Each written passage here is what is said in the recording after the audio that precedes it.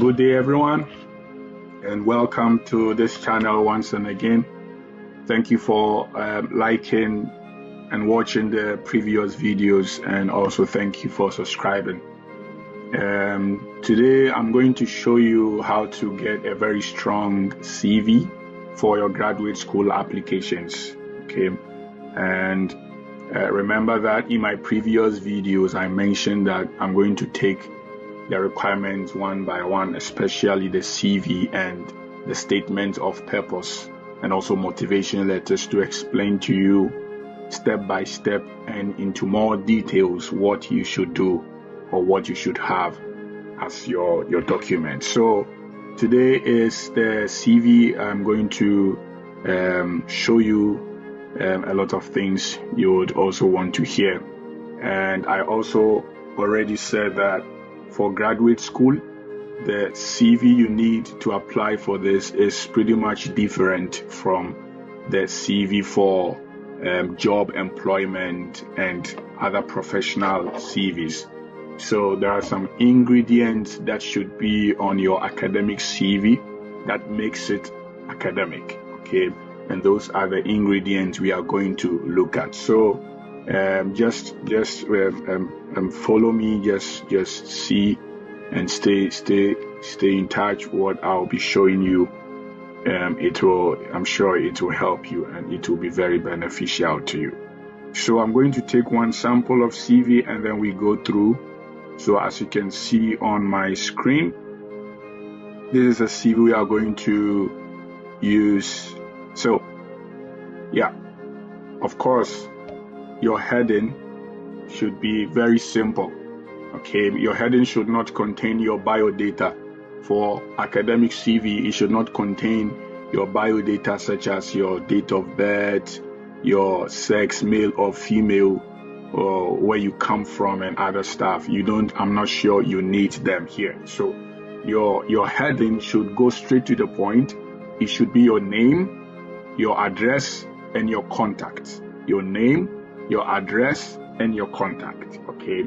And you may also not want to write on top curriculum vitae or CV, because this document is CV already. So you don't have to write CV on top of it again. Just go straight to the point with your name, your address, and also your contact. That should be your heading, if you can see it on my screen. Okay, great. So after that, you can go ahead with education. Well, you can also talk about a brief profile about you before you go ahead with your education. But I think you can also go ahead with your education. It is also accepted. For me, I will go ahead with education. I would not write a brief profile about me, because I think that the CV is not supposed to be read. It's supposed to be just looked at a very fast rate, okay? They have to see some bullet point straight away when they read or when they look at it. Let me say it like that. So you may not want to write profile or maybe a personal statement about yourself. Just go ahead with your education. And it should be pretty much simple, okay? You can add your senior high school. You may also choose not to add. It's all good. It's all correct. Yeah. And then remember to mention the program you studied in your bachelor's. It is very important. And then your grade, remember to mention the grade you finished with, okay? But one thing I want to say about your CWA or your GPA is, how do I say? If you want to write the exact CWA or GPA you graduated with, okay? For me, I think that you should write the exact CWA or GPA when you know you have a very high grade, okay? If your GPA is high, then you have to write it. But if it is low, for me, I don't advise that you write it. Just write second class or just write first class. Even with the first class, we have a higher first class and a lower first class, okay? So because it is very competitive, you may want to hold on with the exact first class. Let them count you to be amongst the best first class students before it is too late. That's how I see it. Of course, you'll be submitting your transcript alongside with your CV, but what if these documents are reviewed individually? Okay, so that's why you may have to hold on. But if it is a very strong grade, then write it. Okay, that's okay for the education. Now, the next thing that has to come after your education is your research interest. Okay, and your research interests are the areas of research you would want to work in. Okay, I'll do a video to explain to you how the graduate school actually works fundamentally. Okay, I'll go into details with that in another video. But for the sake of the CV, I would say that the research interest is where your area of research will be, where you think you can work, an area you think you can have a very good research. Okay, so you have to also list them in your CV. List them, they are very important. So one easy way to get your research interest is sometimes to use or to follow the research interest of your professors or lecturers in your bachelor's program. For example, if you are from the mechanical engineering department, you will have lecturers in the mechanical engineering department who have research interests. So if you check your school's website, you go to the mechanical engineering department on the website, and then on the website you will see your professors and your lecturers with their respective research interests. And because all of you are from the same background of mechanical, you may have similar or same research interests. Okay, so you can pick some research interests from there. Of course, they should be yours. Now, I'm saying this because it is very important also not to write research interests that do not exist. Okay, at least what you write should exist. So it is very important to write research interests that exist. That's why you can follow that of your professors online or on the website to get them. It should not also be plenty. It should not also be a lot. It should be few. Okay, it should not be so much, because you cannot have research interest or you cannot have interest in a lot of things. There should be an optimized number of interests you have. Okay, so just optimize it. Now, as far as academic CV is concerned, your research work is very important. Okay, as far as academic CV is concerned, the project works you do, the research works you do are very important, especially when you want funding offers or when you want scholarships. Okay, now because of that, right after your education or research interest, the next thing you should talk about as a heading in your CV is your research experience. Okay, is your research experience. Now, this research experience has to do with any research you have been engaged in growing up in your bachelor's degree, first year, second year, third year, fourth year, even after school. Have you been engaged in any form of research? Now, this research mostly should be in line with what your professor or what the professors in the school you want to apply to should be in line with their research work. Okay, the same as the research interests. Okay, so it's like this. Whatever project you did, whether a mini project or a bigger project or your final year thesis, you may have to put it on your CV. Very important. So, of course, most of us, it is the final year thesis work that we have mostly, because it is pretty much compulsory. So most of the graduates will have a final year thesis work. So that one you have to put it on your CV. So if you check here, we have the first experience or the first research work. Investigation of clays sourced from Ghana as supplementary cementitious materials in oil well cement. So that's the topic, that's the heading of the research work. And then you can also date it from January 2022 to August 2022, depending on which date you did that project. You can also mention where you did it or where it took place, and then you can also mention your supervisor, the one who supervised you for the work. Okay.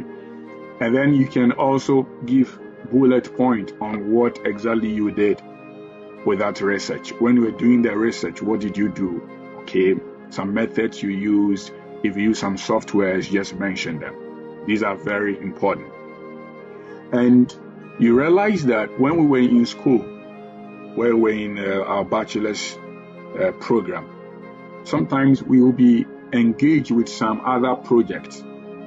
Okay, now this is primarily for beginners. So that's why I'm taking my time to explain this. You remember that when you are in school, some of the lecturers will put you into groups and will give you some topics to research on.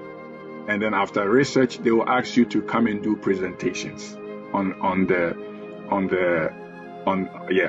the same topic, right? So these mini projects that you are engaged in while in school, first year, it doesn't matter. Second year, it doesn't matter. So throughout your levels of education in your bachelor's, any year that you are engaged with a project, that project is very important. Okay, that research work is very important. Now, this is academic CV. So if you did a research in level 200, you should make sure that that research can be on your CV. Traditionally, it may not necessarily have to be in line with the research interests of the professor abroad. It just tells them that you have been engaged in a research work before. That's the idea. Okay, that's the idea. So if you have any research, just make sure you enshrine it in your CV. So if you check this CV, there was a research assessing the pedagogical potential of Asanko Gold Mine oil samples. So this one is even internship. So also again, if you had internship and then you were engaged in any research work, you have to also mention it. Okay, you have to also mention it alongside the group work. So if you come to the next, you'll see the class group project. This is what I was looking for. So the class group project. So you also mention the topic as it is in bold. Yeah, and then you can label it as a class group project, or you may also want not. It's cool. And then you can also add the name of your supervisor. Sometimes that's how it is. And then you give some bullet points on what you did. Okay, as far as that research is concerned. Now, so any research work, I advise that make sure you don't have only one research experience under your research experience topic in your CV. Just make sure. Why? Because throughout your 4 years on campus, you might have done some mini research works.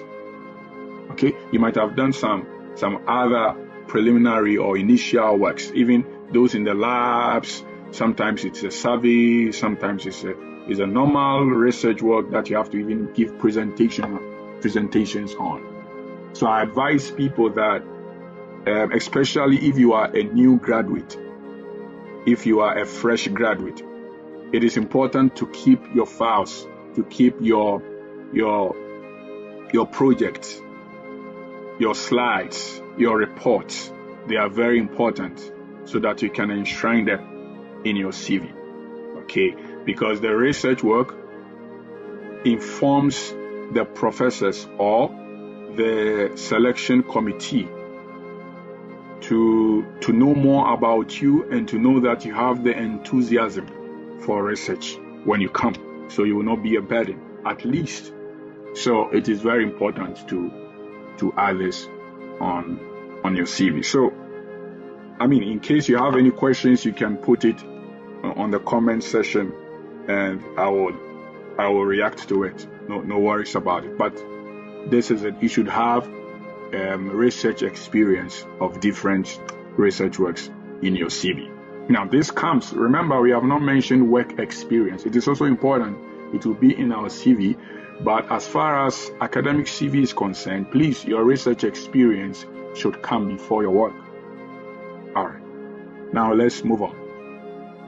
So after your research experience, the next thing you have to also enshrine is your professional certificate.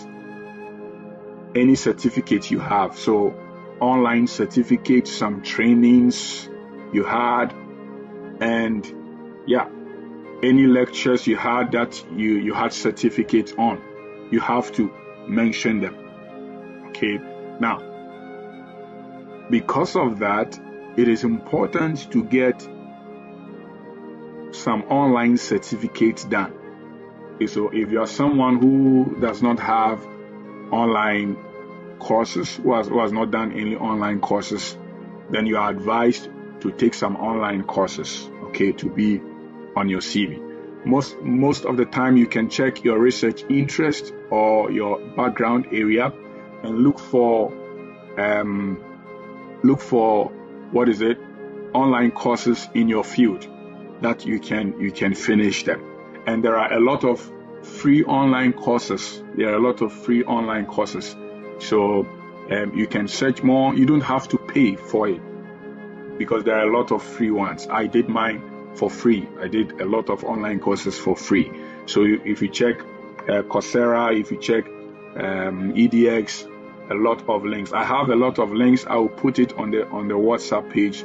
If you are not on the WhatsApp page, you can comment on the comment section, and then we will add you to the WhatsApp page, or we will send you the link. So I'm going to put all the online courses links on the WhatsApp page, so you have access to finish some online courses now. So it's very important to put your online courses. If you have done online courses already, please don't take them out of your CV. They are very important parameter in your CV. So please put them on your CV with the respective dates. Yeah. And sometimes the reason why we have to put this good ingredient on our CV is because we want, number one, we want our CV to be top notch, and we want it to be very competitive. Okay. Also, when we put some of these things, especially our online certificate on our CV, it communicates on our behalf. Okay. It tells the selection committee that we are very committed and we are very self-motivated, especially if you want to say you are self-motivated, or if you want them to see that you are very committed and very enthusiastic. This is one of the things to say this on your behalf. Okay, why? Because these online courses,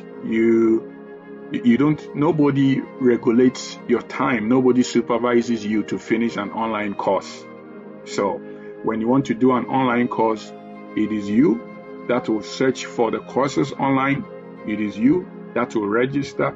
It is you that will connect or hotspot. If you don't have a Wi-Fi at home, you have to hotspot your phone, get data on your phone, and connect it to your laptop, and then start it. It is you that will wake up from bed, or it is you that will apportion a time to take your laptop, open it, go to the website, start doing, answer questions, do quizzes, understand the concept. It is you that regulate your own time. Okay, nobody supervises you. So for you to complete an online course or some online courses, it means that traditionally you are a committed person. It means that traditionally you are a self-motivated student. So some of these things speak for you. It is not enough to say, I am self-motivated, I am enthusiastic. It's not enough for you to say it, but you have to show it. And one of the ways to show is when you try to complete online courses. So, if you are a fresh graduate who is starting the national service soon, or if you have even completed, but you have some time, it is a very good advice that you use this time, your national service period, to finish some online courses. Why? Because it makes your CV rich. It makes your CV rich. many people don't have this on their CV, but it's okay. But for me, I have it on my CV, and I know that it makes your CV rich. So use your national service time this way. Add it to one of your schedules or one of your activities to finish as many online courses as you want and to understand some concept in your field. All right. Okay. We go to the next one. Now, so this is academic CV. So after professional certificate, you may have to talk about some awards or honors you have received. Okay. This is also very important to make your CV rich. Now, you may not also want to say that you have no award, you have no honor. Remember, you have an award. You have an award. Check through all your levels of education. Okay, so I will explain this. We have honors and then we have awards. I'll give you an example. So if a lecturer comes to class and gives a quiz or a test over 20, and then you do the test and then you get 20 over 20 or you get 19 over 20.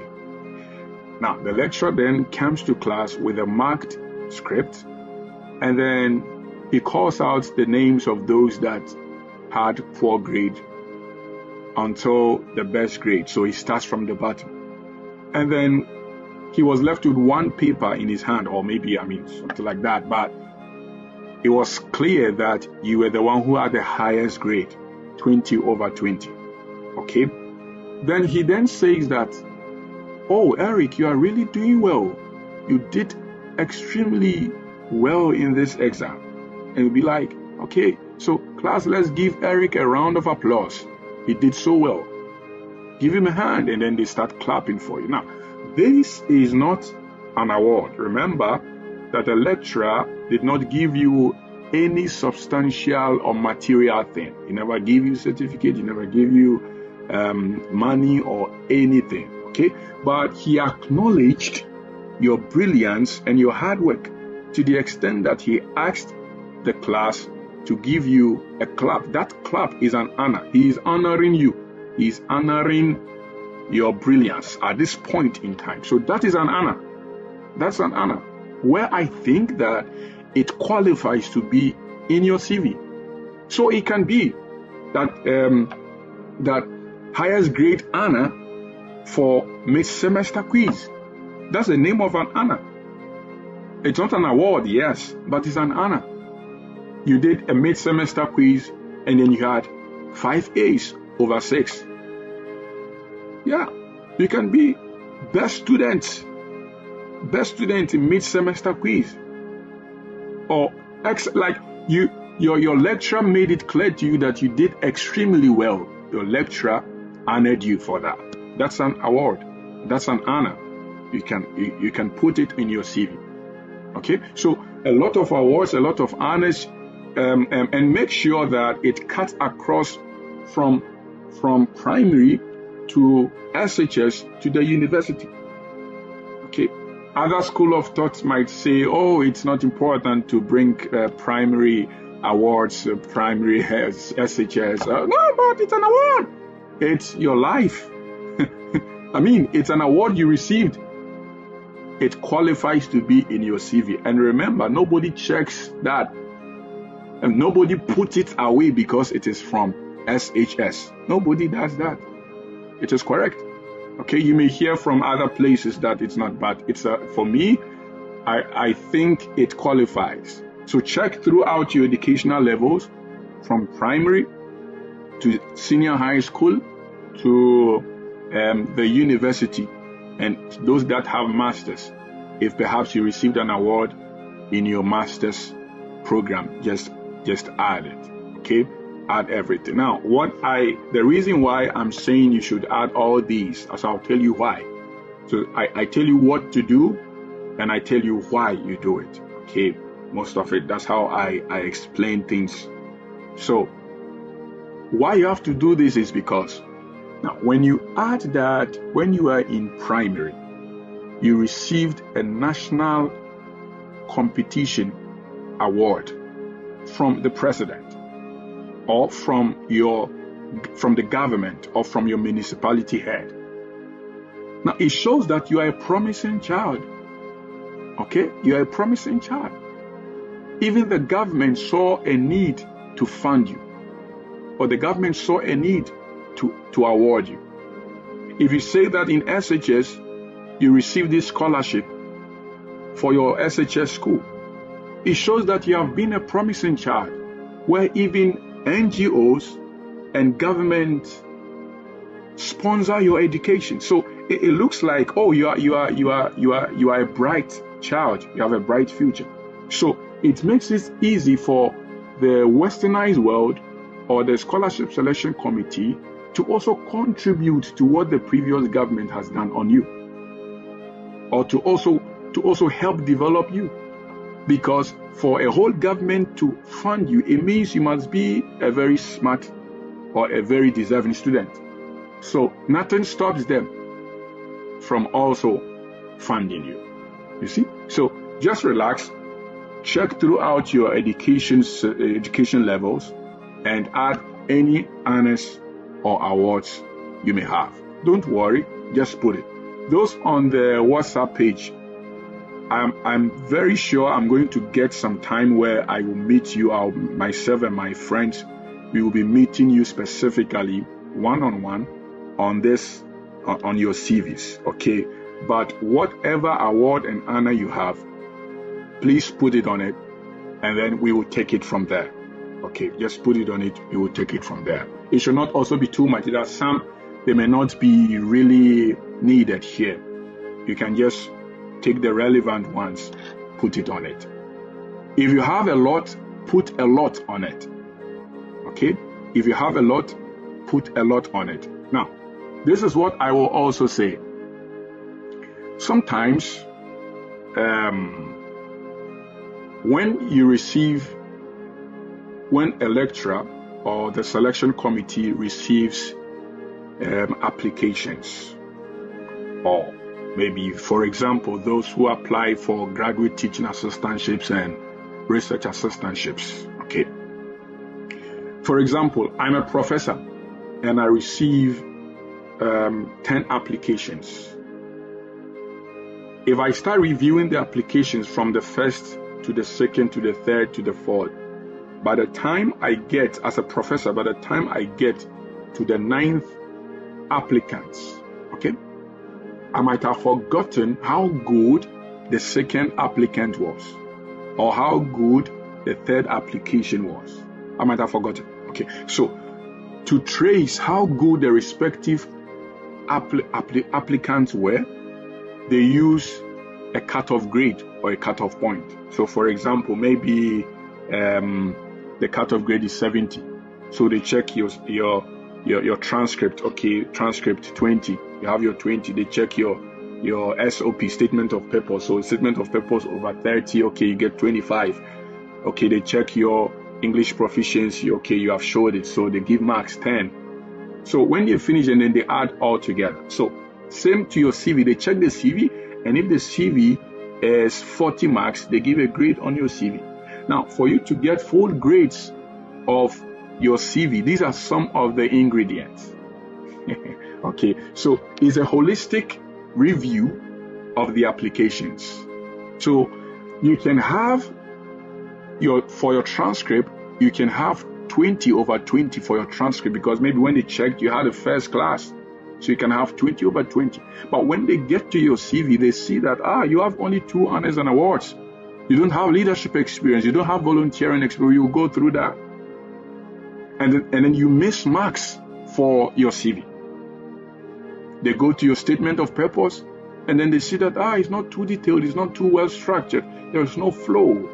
And you also lose marks for your statement of purpose. So when we finish and we put all these grades together holistically, we see that you don't hit the 70% cut-off grade or cut-off mark, irrespective of your first class.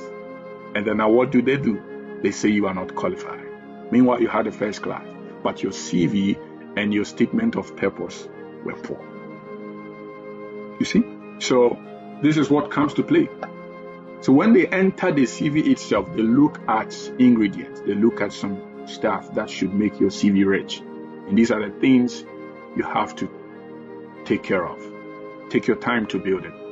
Okay. I think the first batch of students I coached, we used close to 3-4 months to get our CVs. Yeah, we use a lot of months to get our CV. So please just take time for your CV. Focus